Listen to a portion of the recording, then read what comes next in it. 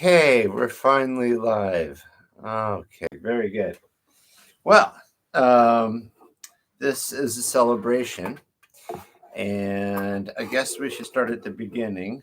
I'm Dr. Furr, and it is 8:42 in the morning here in Tokyo, Japan. I have a corporation and a practice here in Japan. I'm a clinical psychologist. It took 6.5 years just to get the PhD. And I also went to NYU and the University of California at Santa Cruz. I've worked in dozens of hospitals. I worked for the U.S. Department of Veterans Affairs. I've housed hundreds of homeless veterans. I've helped people get their compensation and their pensions from the government. I worked with PTSD. I've worked with geriatrics. I've worked with people who are psychotic. I've worked with children. I've worked with people who are 102 years old. I've been around the block, and as they say as Mephistopheles said in Faust, written by Goethe, I'm not omniscient, but I know a lot, and I'm wise enough to know what I don't know. But what I do know, I will try to offer you here. And so this is my very first live streaming, and I am not exactly looking forward to it because it's anxiety producing. And, one of the things that I've learned along the way, and I did this on my dissertation project for my doctorate, was that anxiety can be useful and anxiety can get in the way. And my dissertation was on testing anxiety at universities because they have tests at universities. And it turns out that some people fall apart during the test and some people are cool as a cucumber. Now, why are some people cool as a cucumber and some people are falling apart during these tests for the examination? Well, many times a lot of these tests are high stakes, so the anxiety can go up. Now, is anxiety bad? And that's the question. And the answer is no. We are human beings, and anxiety can take us down and debilitate us and cause us to do absolutely terrible on a test. It can also make us really good at the test, because if you have just enough anxiety, not too little, where you think like, hey, I got this, I don't need to study, versus, oh my goodness, if I fail at this, I'm going to fall apart. I'm going to get kicked out. I'll lose my scholarship. I'm a total failure and all that stuff like that. And you'll do terrible on the test because your anxiety is through the roof. But if you can make friends with your anxiety, then you have just enough anxiety to activate you and keep you on point. And then you actually perform your best with the anxiety. So the question is, well, how do we get into that zone? And, a lot of problems can be traced down to whether or not we have a good relationship with anxiety. And the anxiety is just something our brains do. And if we leverage it, if we do the right thing with it, then it is our friend. For example, doing this live stream is not something I wanted to do. Why? Well, it's exposing, it's invasive, and, all of a sudden, all sorts of things can pop up in your minds, like, and this is the thing that keeps people trapped in their lives, because one of the goals that I have as a therapist, one of the goals I have as a professor, One of the goals I have as a CEO um, is to help people do better in their lives. As an employer, when I started out because of adversity at my job. I loved working with the veterans, but some of them were incredibly dangerous. I came across a lot of criminals. And after a while, I learned a lot. And after a while, I realized that I think I've learned everything I can here. And I'm wondering what I can do to live a better life. And I learned how to make a corporation. And then I started working on my own and being my own boss and that kind of thing. Then I hired an accountant and I got lawyers. And pretty soon I had an organization where I could be self sufficient, make more money more flexibly. There were so many times when I'd be having my morning coffee in my New York apartment at 10 a.m., kind of wearing socks and comfortable clothes and realizing that, you know what, this is a much better lifestyle than I had before. Because before I'd be running down the hot, sweaty streets of New York City trying to catch a train. And boy, let me tell you, the 809 train could vary. Whether or not you could catch that train, you could be a minute late, but no, that was the 914. The 809 train left at 809. And if you missed it, you are out of luck. And there's no other way to get there. So I'd be running down 34th Street trying to get to Penn Station and get on that train so I could go deal with like the hard hitting homeless veterans who are not Boy Scouts, and I would get a shot of adrenaline every day. It was that, or I could be my own boss and enjoy, my morning coffee and get ready for my day at my own pace and make a lot more money. And then I became an employer, and my philosophy as an employer was hire somebody because, like, to become a therapist, to become licensed in New York, you need experience hours. You need hours under somebody's supervision, even if you have your PhD, even if you've passed the test, even if you've done all of that. You still can't practice. You need to work under somebody's license. So my philosophy as an employer was find out what they want for a career and help them get it, help them get their license. And it worked. And then suddenly I had people working for me. And with people working for me, then I made even more money, which took a little pressure off me because before Obamacare, what happens if I get sick? Then I don't make any money. But now I'm helping people, and then they kind of help me in a way because if I get sick or something like that, then I have passive income, and I get to teach them. So the idea of this live stream, the idea for my channel is to get people to therapy, to give them choices in life. I asked one of my supervisors when I was getting my PhD, what's the point of therapy? And I thought he was going to laugh at me and tell me it was a stupid question. But in fact, he took it seriously, and he said, I want to give people choices.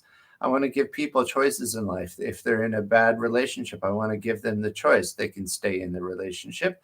They can improve the relationship. They can find a different way of behaving in the relationship. They can find a new relationship, that kind of thing.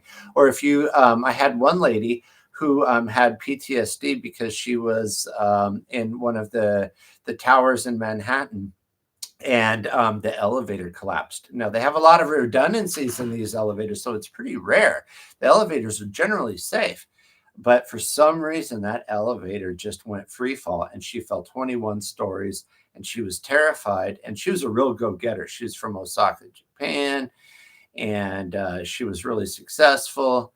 And but if you're going to be in a high-rise building in New York City, you're probably going to have to take the elevator. And the funny thing was, as part of the therapy is that I can't expose her to the elevator before she's ready, because the first day she used the elevator, she showed up and she was passed out in the elevator because her anxiety was overwhelming. And I'm like, you can't do that. I told you not to do that. and you have to take the stairs. The problem is that my office was in the penthouse of a high rise. So if she's afraid of elevators, she has to hike those stairs to get the treatment first. And I explained this to her. Look, and she's no spring chicken. Like, if you want to get the treatment for the PTSD, you got to get here. But if you're afraid of elevators, you can't get on the elevators until you're ready. So you got to take the stairs.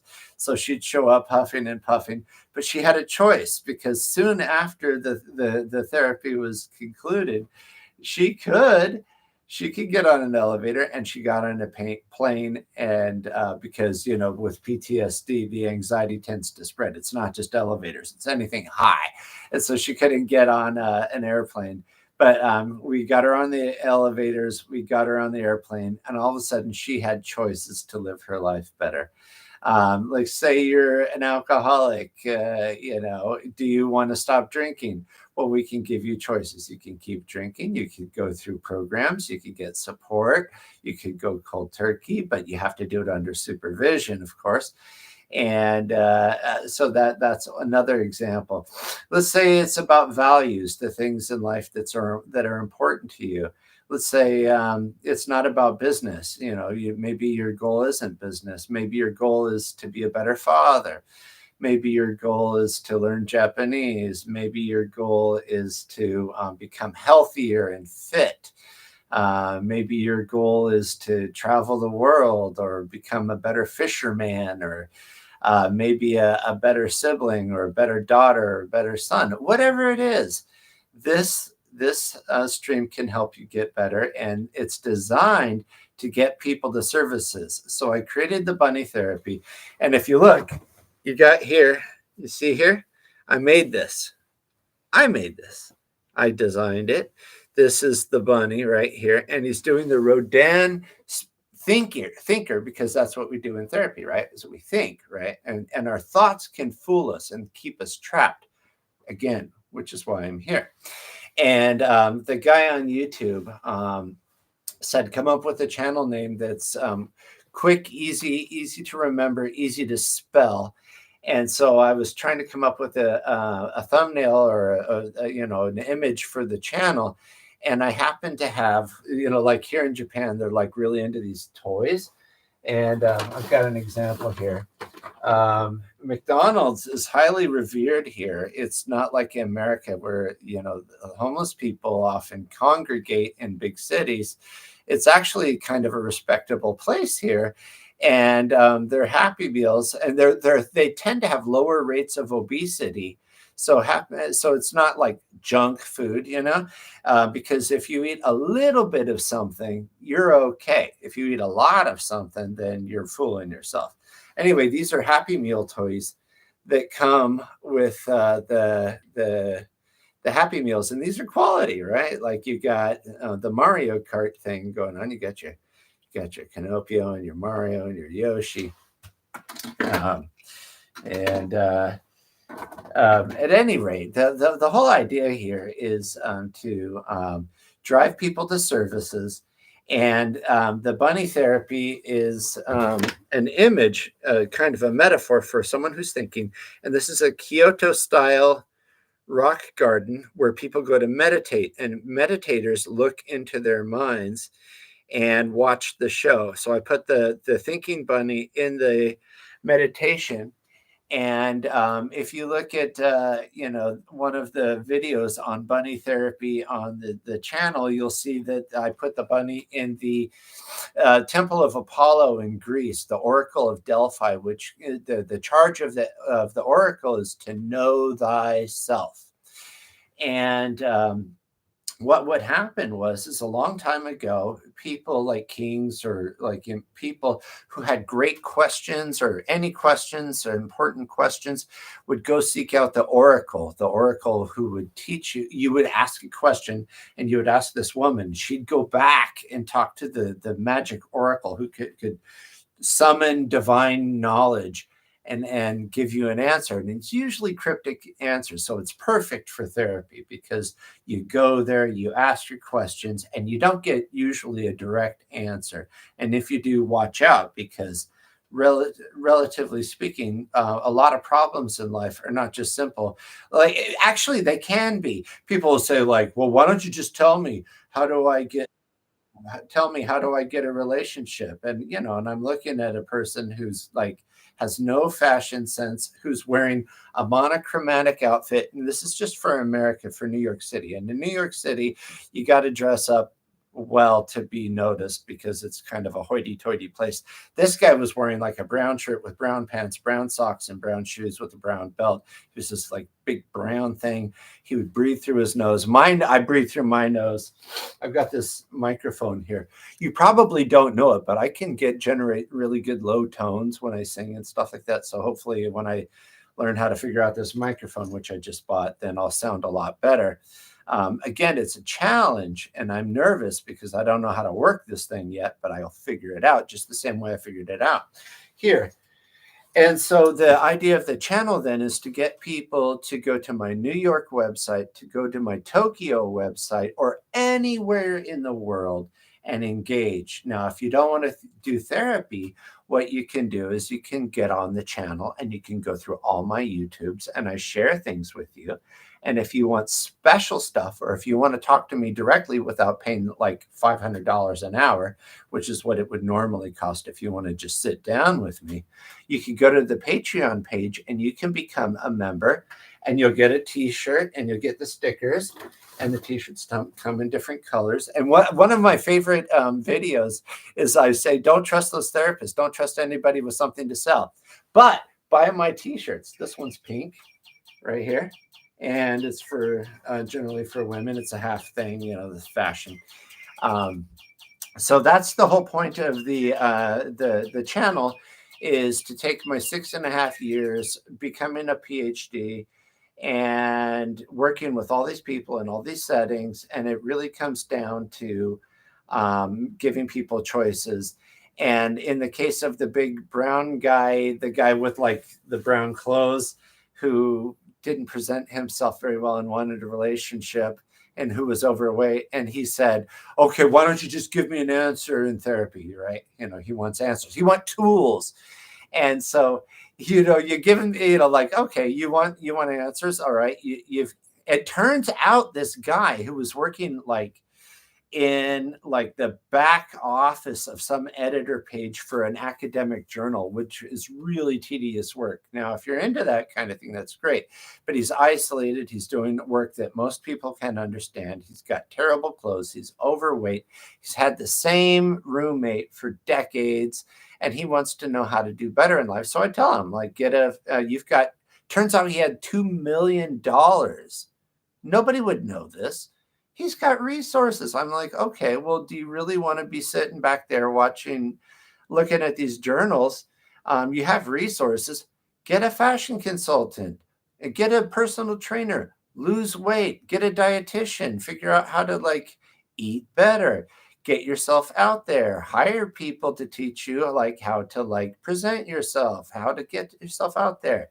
He heard that answer and he ran, because it's not a straightforward process, which is why the Oracle of Delphi would give you kind of these cryptic answers to like contemplate. And, yesterday I was talking to a Greek American client of mine who's in New York now. And we were talking about the use of the Greek myths and stuff like that. And there's this thing called the Gordian knot. And the Gordian knot has a strange name, but apparently it's a place.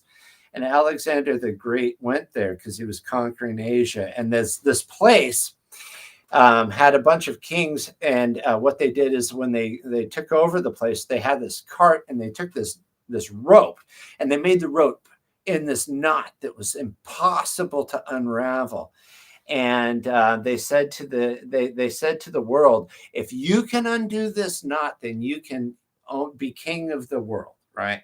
And here comes Alexander, who's one of the earliest conquerors of all time. And all of his guys are trying to figure out how to undo the knot, because he's supposed to be the guy who's taken over the world and be this great leader. Philip of Macedon was his father. And so everybody's trying it. And they said, forget it. It's impossible. You can't undo the knot. And Alexander pulls out his sword and he chops the knot, and the rope falls down to the ground, and it becomes, you can now make it straight. And the lesson of that, in my opinion, isn't that brute force solves problems, but why create problems in your life when you have choices, right? You can sit there and choose to get lost in the and trying to undo the knots in your life, or you can take action, and it requires a moment of consciousness and awareness to go through and say, okay, here's my problem, and here's where I want to go. And one of the things I say to my people is my job as a therapist, as a psychologist, as a CEO, is to find out what you want in life and then find out what gets in the way of that. And yes, there is war. Yes, there are really oppressive governments. Yes, there's cancer. These things do get in the way. That doesn't mean that they're impossible, but they can get in the way. But most of the time, the problems in our head the problems in our life are just thoughts and feelings, and we build them up to be this big thing, much like the Gordian knot. And the woman I was referring to earlier with the PTSD who fell 21 floors in a Manhattan skyscraper, and she couldn't live her life because she was terrified of elevators and anything high like airplanes. So she couldn't go back home to Japan. In her mind, these were dangerous things. Now, in the present, these elevators are harmless. The chances of being harmed, of falling in an elevator, are relatively low. But she knows something that people who've gone through traumas know that the rest of us don't know, which is life can be incredibly dangerous at the drop of a hat. All of a sudden, the world becomes a dangerous place. But as soon as it passes, all of a sudden, in the present, we're safe, but we have a memory. We have a powerful memory that holds us in place. And because our minds have learned to adapt and say, okay, elevators means you could fall 21 stories and get hurt and traumatized. And so avoid the elevators. Well, most of the time, just like people who've gone through sexual assault or combat and stuff like that, most of the time you are 110%. Well, that's a ridiculous phrasing. And most of the time you are safe. You are safe. There are dangers out there, but most of the time you're safe. And that's the way most of us live. But if you've gone through a trauma, you know that elevator can drop. If you've been in combat, you know that you could be there 1 second and then the next thing you know, your friend is being blown up by napalm. And that's a real story, by the way. I'll tell that story some other time. But most of the time, the world is safe. And most of the time, the things that keep you from getting what you want in life, whether or not, I worked on a palliative care unit where people go to die. So they've got 6 months or less. But it's the same thing. We've got a certain amount of time. You're lucky you have this life, and you got to figure out what to do with it. And you're stuck because of thoughts and feelings. That's what it's mostly about. And a therapy is a place where you can sit down. And, in the case of Alexander, looking at the Gordian knot and looking at it, everybody's trying to figure out how to get past this problem. And he just solves it. He was told by the Oracle, again, the bunny therapy shirt, and the bunny therapy thumbnail, is set there in the Oracle, the Temple of Delphi, which is why this, you can look at bunny therapy and laugh and be like, okay, what is this guy doing? And I'm not a small guy. I'm like 192 centimeters. I'm pretty tall. I'm like 6'3.5" or something like that. I'm not like a bunny, right? I'm not like this.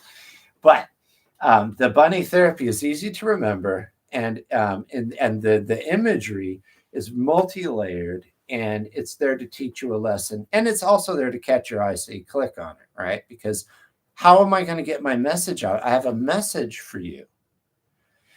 I have a message for you. And how am I going to get that to you if I just sit there and have like a bland background and don't have something to catch your eye? Because then you're not going to listen to me, right? And not that I'm omniscient or anything like that, but I have something to do to help you. And if you send me a message, then then then I'd be happy to, like, speak to you. So on the Patreon page, you have the ability, um, you have the ability to ask me a question, and I'll answer it. You can email me anyway. Um, and I'd like some feedback here. I'm looking at my microphone, and I'm not sure if you can hear me or not. But I'm going to figure that out. But like most of the time, people are going to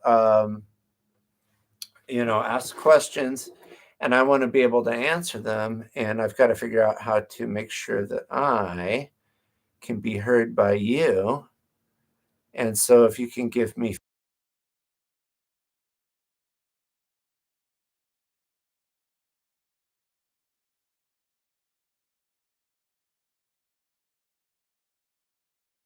a button. I'm open to feedback, and hopefully you can hear me. I accidentally hit the mute button trying to figure out how to boost my signal, because again, I have a message for you. Let me move myself a little closer, see if I can get those numbers to pop up a little better so that people can hear me. And again, I'm going to be working on that microphone and learn more. By the way, the idea for this came from some adversity that I have. And we like adversity here. We like problems because problems give us a chance to grow. They're opportunities. They're opportunities. And my YouTube ad wasn't working the way I was hoping it would work. So it was really hit or miss. And every time I'd Google myself, I couldn't tell whether or not I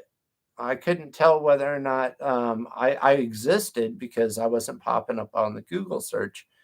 And so I had some adversity in other ways. And I thought, well, how do I attract people and help them and spread psychology? Because a lot of places, like I'm in Japan, and I have a mission here in Japan to spread psychotherapy, because in Japan, the idea of expressing yourself, like in some Asian cultures, showing emotion is considered childish, and it's stigma because it's like the US, like, 80 years ago, where if you went to a psychologist, you're crazy, rather than we look at it in New York. Everybody in New York goes to a therapist because it's considered to be like a gym for your brain, like how to do better in life, right?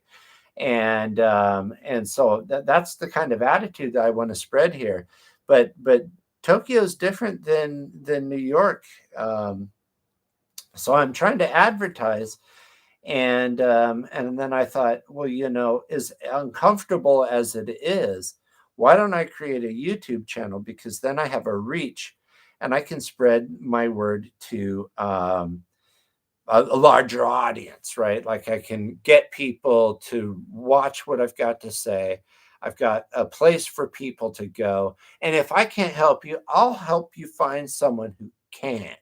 Because my team here in Japan is comprised of people from India, Chinese speaking people, French people, Russian people, Australians, British, Americans, Japanese.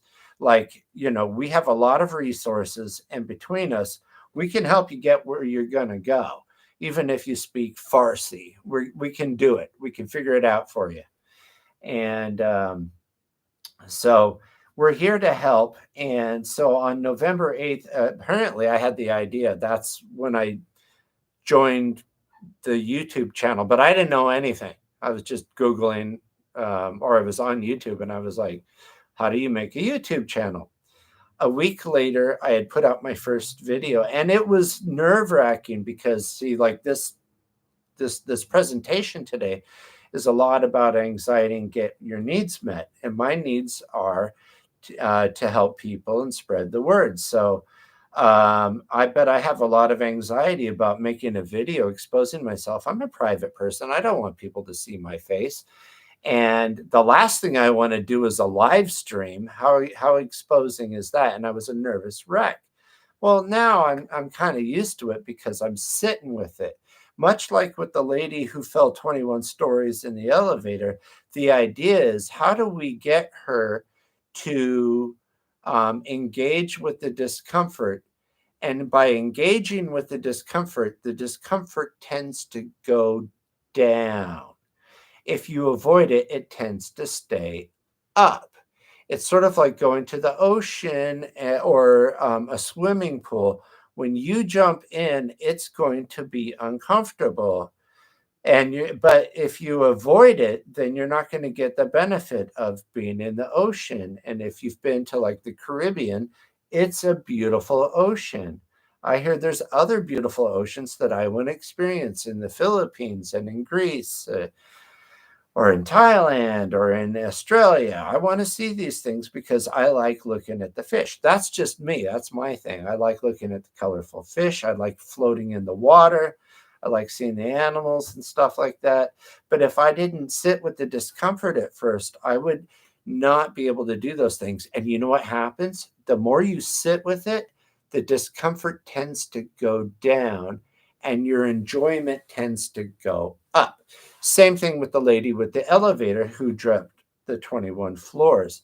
Now, at first, she couldn't be just in the elevator because it was too much. That's why I made her climb all the stairs. And I was in the penthouse, right? So she was huffing and puffing when she got up there. But eventually, she sat with it long enough, and she would sit there and squirm in the therapy room. And she'd be holding onto the couch for dear life because her brain is telling her that it's dangerous. It's not telling her she's on a comfortable couch in Manhattan.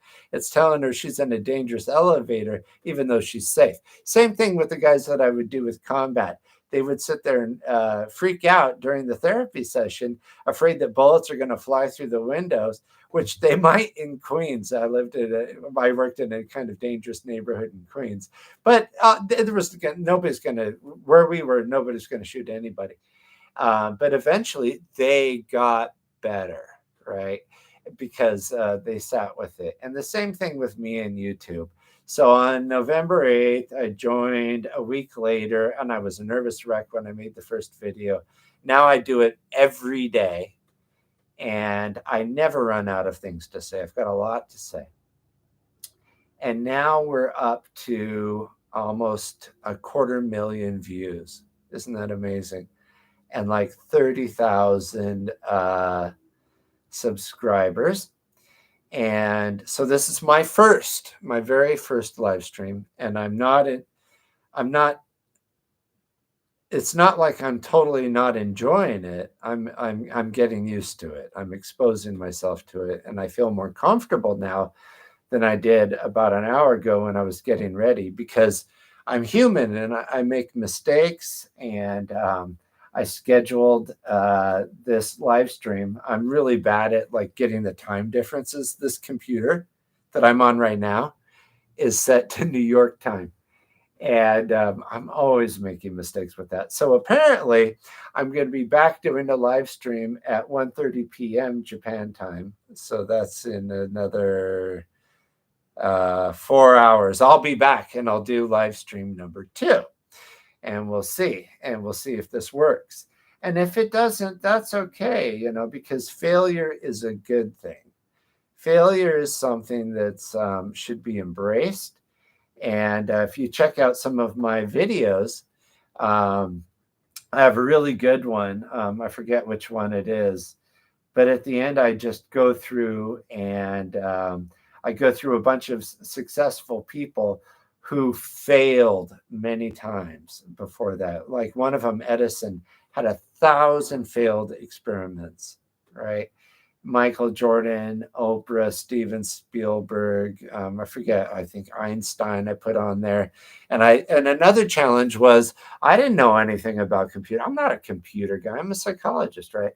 So I learned how to use Canva, and I learned how to use we video. So now I can edit my videos. Like if you look at my first videos, I'm just like my goal was to just get things done. Like one of the second most popular video I have is short. I can't believe what people like. Is a short called "Stop Making Excuses to Get Things Done," which is why I'm here right now, right? And it's kind of antithetical to my empathetic therapist persona, but it is really true. Like what's the way to Carnegie Hall? Practice, practice, practice. Like the hardest thing about being a writer is writing. Um, you need to just get out there and do it, and fail. And when you fail, you learn. And the first time, I succeeded in New York when I left my job, and I was terrified because working for the federal government, you've got a solid paycheck and solid benefits for the rest of your life. And as long as the US government existed, I had a purpose. I could help veterans. I could get them cleaned up. I could comfort them before they died. I could get them housing. I could improve their lives and all that stuff. And I got awesome benefits, and I was living my dream. But like I said, it was a pretty rough gig working with some of these intense characters. So when I went on my own, I walked away from my dream and all that security, and I took a risk, and it worked. And then I succeeded. I accomplished all my goals. I made so much more money. And then I was feeling good about myself. So I decided, you know what? I've done what I can do here, just like I did at the hospital working for the government. What else can I do? And my personal therapist, now here's the thing about New York therapists. You can see this on Sex and the City, Anthony, the gay friend of Charlotte. And it's really funny because just as an aside, you'll see that a lot of times people will do things to have other people hold parts of themselves that they're uncomfortable with. And the Charlotte character on Sex in the City is the prim, proper one. The lady, she's not going to do like the sordid things that Samantha does. No, she's a proper, prim, gentle lady. And she presents herself well. She's very kind and polite. She's kind of prissy. But when she gets married, she has this gay friend named Anthony, who just is just a go-getter and a rager. And they go to look at wedding dresses, and they're waiting, and then he goes in the back of this like fancy New York department store, not department store, like, oh no, this is rich people stuff. So he goes to a famous place where they make dresses, and then he's like, hello, is anybody here? And he runs in the back and he grabs the sales lady with the rack of wedding dresses. And he's like, come on, go. And then they start looking at the wedding dresses, and she kind of hems and haws, and he reads her language, and he's just screams, she hates it, stuff like that. And Anthony is holding the aggressive, angry, unruly feelings that she has, but she has him hold them. At any rate, so I thought I was hot stuff and everything like that. And I opened up another company or two. And my therapist, this is the Sex and the City stuff. And my therapist in Sex and the City, they say all therapists everybody has a therapist, even the therapists have therapists. And it's true. We all go to therapy. And it's weird for me that people don't.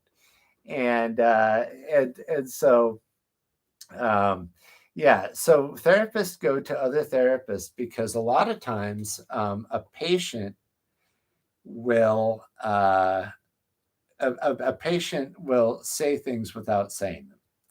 what they'll do is they will do things to entice you into feeling things.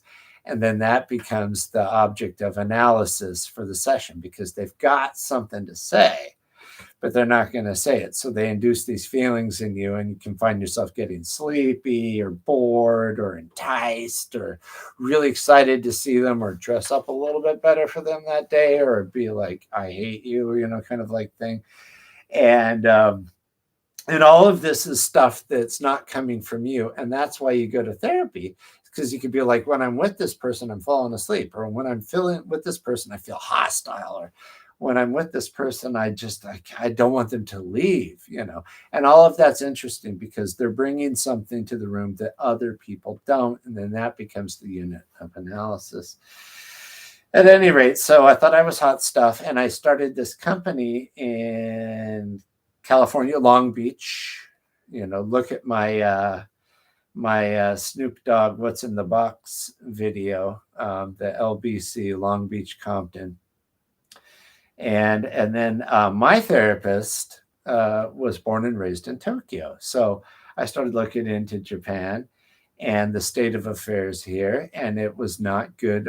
But at the same time, it was wonderful because in New York, I'm super regulated. I can't sneeze without some sort of regulatory body wiping my nose. There's taxes. There's all sorts of considerations. There's labor laws. There's healthcare laws. There's boards of ethics, and there's continuing education, and there's malpractice insurance, and all this overhead. And Japan was like the Wild West, license wise, it's completely different. Health insurance, all that stuff. Like it was an opportunity to try something new. So I did. So I started the New York company was going well. The Japanese company was starting, and the California company was starting, and I was hot, and I failed. I failed hard, and I wasn't used to it. And I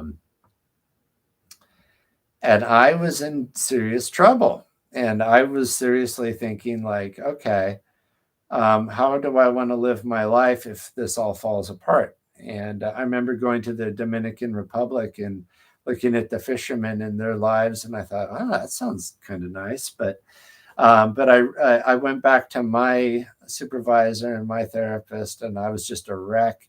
And they looked at me and they said, you're not the first person to reorganize their lives and try again. And I thought about that, and I'm like, okay, I'm going to try again.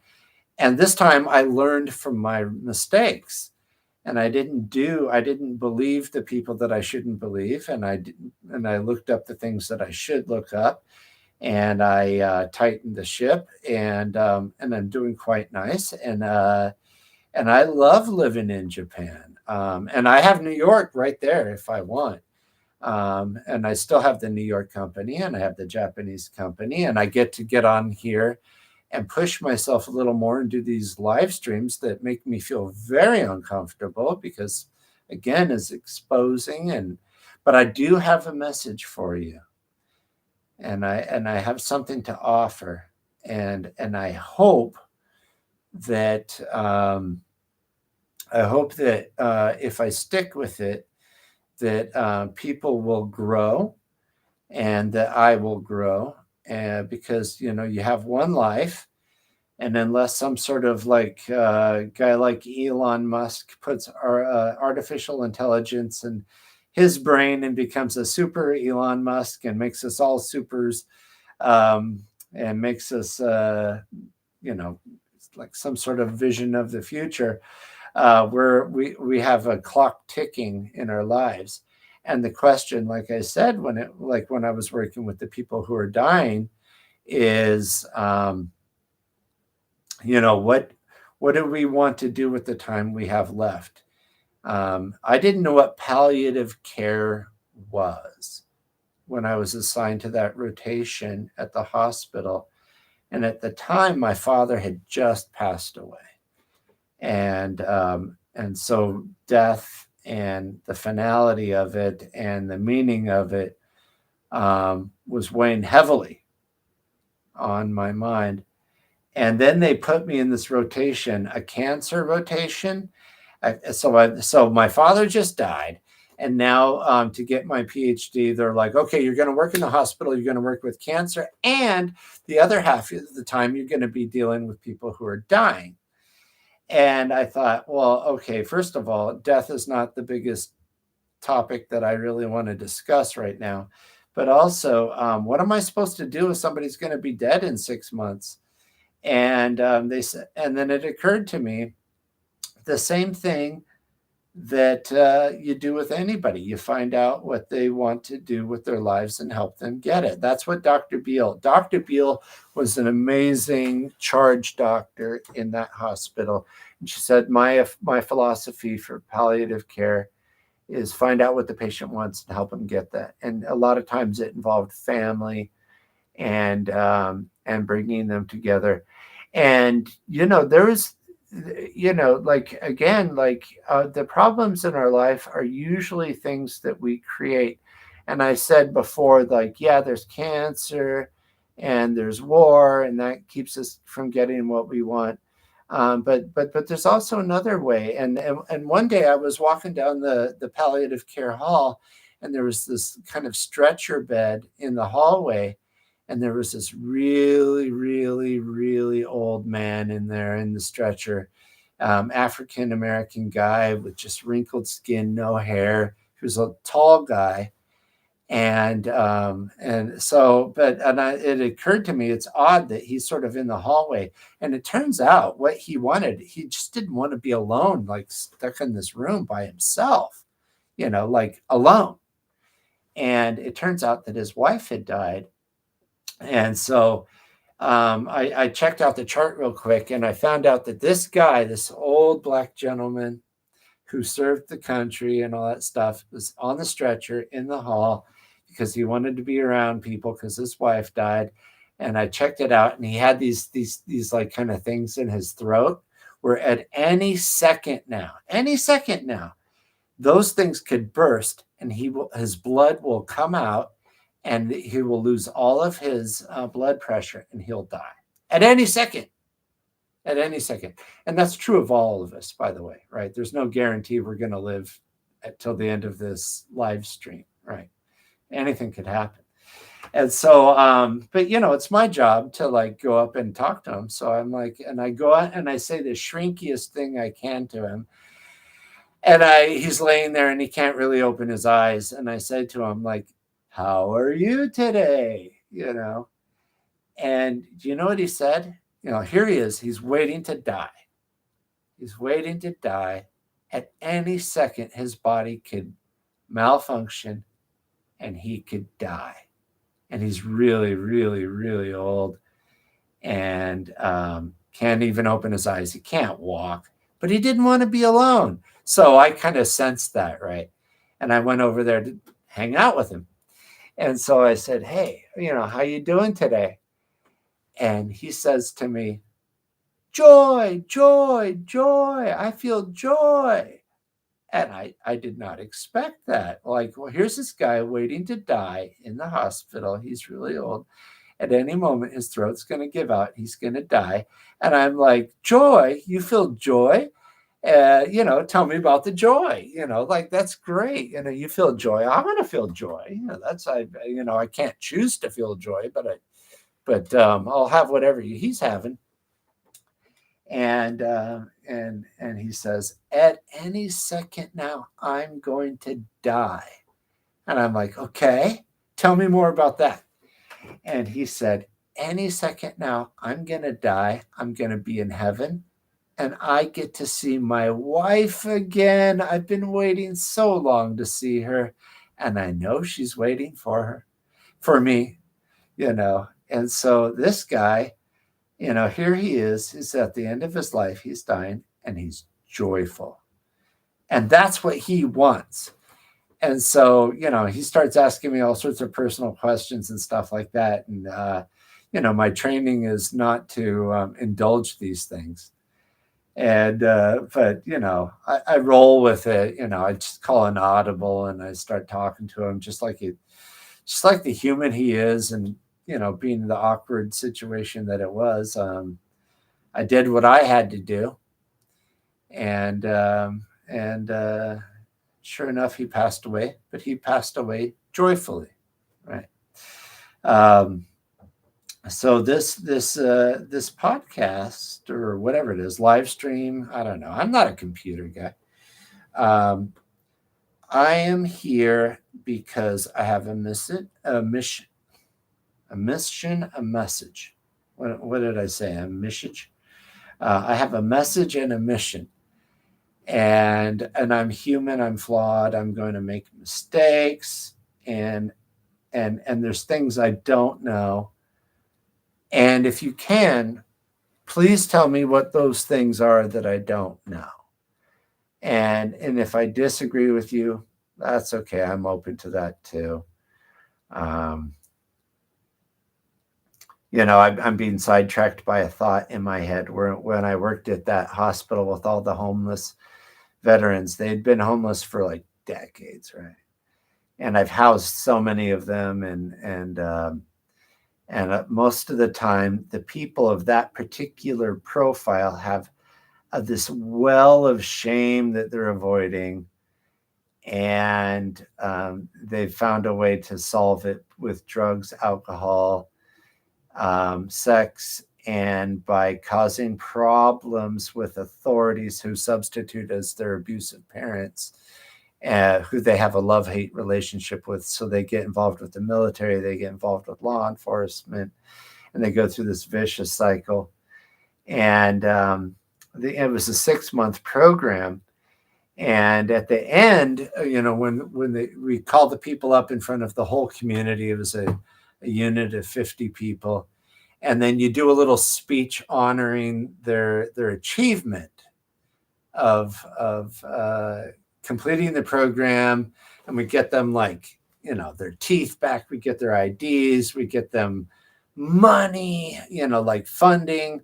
We get them like a halfway house to survive, because you can't just give them money and put them into an apartment. It's too soon for that, because without the structure, it's dangerous for them and for others. And but then they have a pathway that they can get government funding for their own apartments, right? Because if you just put them in an apartment, then things don't go well, generally.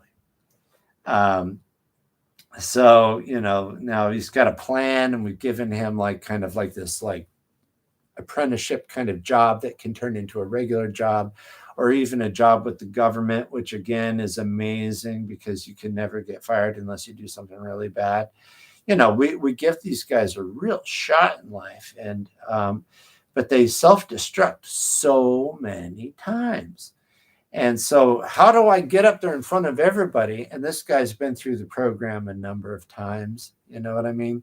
Like, this ain't his first rodeo, and it's not mine. So he and I are going to go up there in front of the whole community, and he's going to do a speech. And typically their speeches are like, oh, I've changed this time, I'm going to do better, and stuff like that. And I've gotten a little cynical. I've kind of grown a thick skin, because I'm like, chances are you're going to go out there, you're going to do really well, and then at the wrong place at the wrong time. Check out my video on will you do the right thing? Because a lot of times they get themselves in these situations, and you just like everybody else, just, it doesn't matter who you are, what your religion is, what your background is.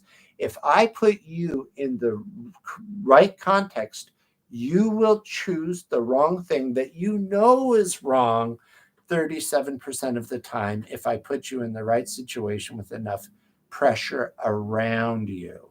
You will make it. And if you're living a life like he is, like with drugs, alcohol, and prostitution and guns and stuff like that, that one mistake will take you right down, and then he'll come back to the program. We'll start all over again. So I got to give this guy a speech and motivate him to not fall and prey into, because I taught social psychology. I know about these things. I know about all the experiments and the research about this, and I know that the chances are highly likely that he's going to be around people in a dodgy situation, And 30% of the time, he's going to make a mistake. And that one mistake is going to be enough to undo him and destruct all the progress he's made. So what do I say to him?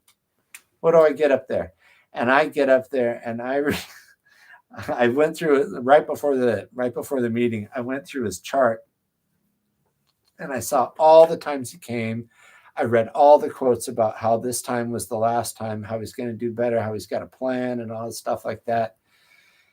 And I'm like, okay, I'm going to go up there and I'm going to tell him that I read all this. And I get up there and I say to him, like, look, I know you pretty well. We've worked together. It's been an honor. And we've put things together for you. But I looked at your chart, and this isn't the first time you stood here before. And so now we've got to ask ourselves, what are we going to do next? How are we going to do that? How do we know that you're not? I'm going to type in there just like every the times before. I'm going to type in the computer. This time is different. And then will somebody someday look at what I wrote and see what I read, what they wrote before about how you're going to do better this time? And I basically just kind of like told them the truth. And apparently I upset a lot of the community members. And one of the guys was in his group therapy. He's like, oh man, that Dr. Furr, he went up there and he just dressed him down. That's military speak. Dressed him down in front of all of us. This is this day of celebration. And he got dressed down and lectured to and stuff like that. And he's like, well, why don't you tell Dr. Furr you feel this way? I'm sure he's open to it. And then he kind of gave me a heads up, like, you might be getting a visit from a pretty disgruntled veteran. And I'm like, and he's like, and he explained it. He's like, I'm sure he'd be open to it. And the funny thing was, and I never told him, and I never told anybody, I'm telling you, but I guess if I'm honest with myself, I wasn't open to it until he said that to me, because I thought, like, I did what I thought I was doing was right. And I think he needed to hear that message. And I was going to throw the truth in his face. And, has anybody else had the guts to do that? Blah, blah, blah, blah, blah. And so here I am. And I realize, oh, wait a minute. Maybe I'm not open. And sure enough, he approached me and I was ready. And then he said, he said, like kind of like at the time, the street language was, what you said to him made me feel a certain kind of way. They always use kind of like this language that's really expressive, but vague, you have to clarify what they got to say. Because, what am I supposed to do with, like, I felt a certain way? So, I kind of drilled down on that. And I'm like, well, the first thing I want to do is validate it and thank him for bringing it up, because I'm open to feedback, right? I need to know. Like, I'm going to make mistakes. And if I make mistakes, I always encourage my clients to tell me if I make a mistake. And if they do, usually the outcome is much better than if I made no mistake at all. And I think that's true of life as well. But I'm open. And so, if you stuck around and you got the message, is this is my first podcast, or whatever it is, live stream. As I understand, I can save this so that people can watch it again later. So if you missed any of it, you can go back. And the good news is you can skip through because I talk a lot, right? Because I made another mistake, apparently I'm going to be doing this again, a different version of it, in about 3.5 hours. So, I really hate the whole like and subscribe and ring the bell thing, because you know what they're looking for? They're looking for money. I like making my money the old-fashioned way, which is sitting down with people and talking to them. This particular venue of a live stream on YouTube is not my thing. But I'd like to set an example of pushing yourself a little bit outside your comfort zone. And if I fail, okay, great. I'm open to feedback. Tell me what I did. I don't even know if this is working, to be honest with you. This is my first try. And if it didn't work, I'll try again. At any rate, I wish you all good mental health. I hope you check out the video on why bunny therapy. I really hope you go to Patreon and support me so I can do things like buy this microphone that I don't know how to use yet. But I've got a mic stand on order, and I bought like the cables for it, and I'll figure it out. And hopefully I'll sound better next time. I'm a work in progress, just like you. And with that, why don't we stop here, as I say to my clients, and please go to the Patreon, the Bunny Therapy, because you can contact me there. You can go to therapist, the number 4 me, so therapistforme.jp. That's the Japanese site. There's also HaroldSquarePsychology.com. Harold Square is like him and her, HERALD, Square, psychology.com. Harold Square, by the way, which I thought was a great name, and it turned out to be really long, and I hate having to type it all the time, is 8 blocks away from Times Square, because apparently in New York they have a bunch of squares. There's Union Square, there's Times Square, there's Herald Square. Herald Square is where Macy's is. So if you ever see like the parade on Thanksgiving, that goes right by my office in Midtown, across the street from the Empire State Building. That's Herald Square. So there's HaroldSquarePsychology.com, therapistforme.jp, Bunny Therapy, the YouTube channel, and Bunny Therapy, the Patreon channel. And check out the different tiers. I don't think you even have to pay to be on there. But the lowest tier to get access to some songs that I created. And I created the songs basically because I didn't know how to say things in certain languages, and I could use AI to translate my lyrics, and then I could set it to music. And now it was a lot easier than trying to figure out how to do, voice to text in other languages. I could just translate a song and put music around it. And it turned out to be quite nice. And so it's in Hindi and in Japanese and in English. You can see those on the channel too. At any rate, so go to those venues and feel free to ask questions or make comments and give me feedback. And I'll be back in about 2.5 hours, something like that.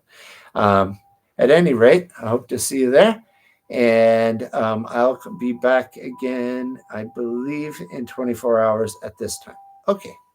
Thank you very much, and be well.